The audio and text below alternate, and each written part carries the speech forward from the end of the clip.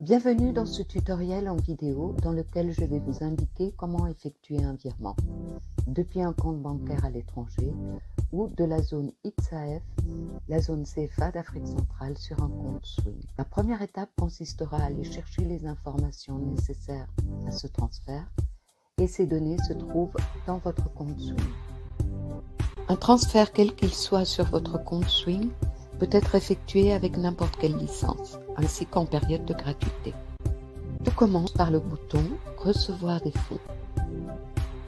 Attention que le petit curseur en face de « Depuis mon compte mobile » soit bien grisé et non activé, puisqu'il s'agit d'un transfert par virement bancaire. Plus bas, vous voyez les différentes devises possibles au transfert. Le XAF, XAF, franc CFA d'Afrique centrale, l'euro, appelé transfert CEPA, et la Suisse en bénéficie aussi.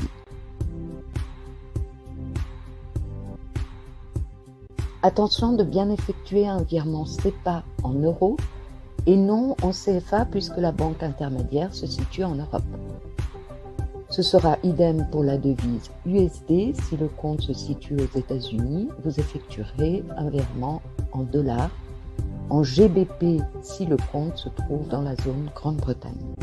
Pour l'exemple, j'effectue un transfert depuis un compte en banque dans la zone euro, transfert CEPA donc, et je vais transférer 100 € sur mon compte Swing.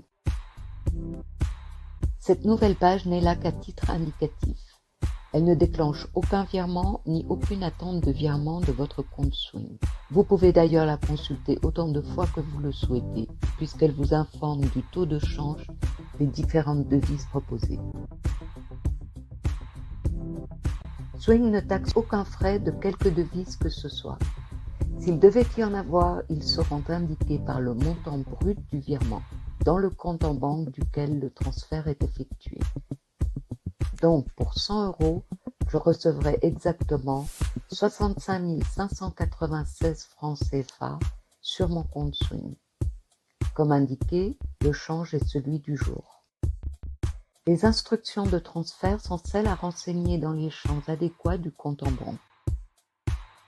Commençons par l'IBAN de la banque intermédiaire. Cette référence peut être renseignée dans le champ bénéficiaire de votre compte en banque. Si ce n'est pas le cas, vous collerez l'IBAN dans le champ IBAN et surtout pas dans le numéro de compte. Ce champ peut aussi se trouver dans les virements internationaux de votre banque. Et même si c'est un virement considéré comme national, XAF par exemple, vous mettrez l'IBAN à cet endroit.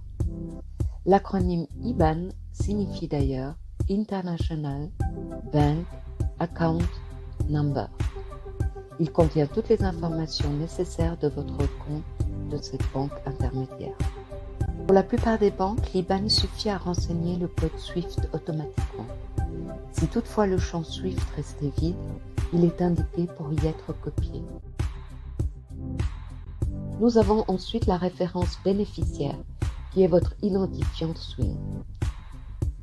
Donc, cette ligne est à copier-coller telle quelle dans le champ souvent intitulé « Titulaire du compte, bénéficiaire ».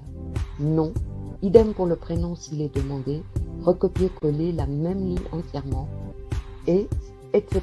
pour les nominations.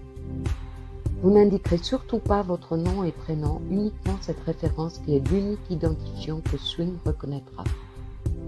Cette référence restera identique quel que soit le compte en banque et la devise utilisée du transfert.